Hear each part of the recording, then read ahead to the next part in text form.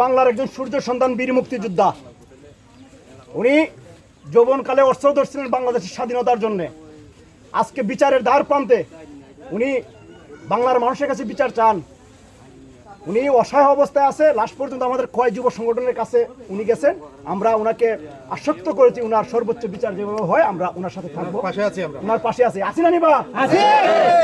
আমার অবুজ মেয়ে সুযোগ্য মেয়েটা গতকাল কে নিছে আপনার বাচ্চা মেয়ে সুপার মেয়ের ছেলে বাচ্চু মিয়া?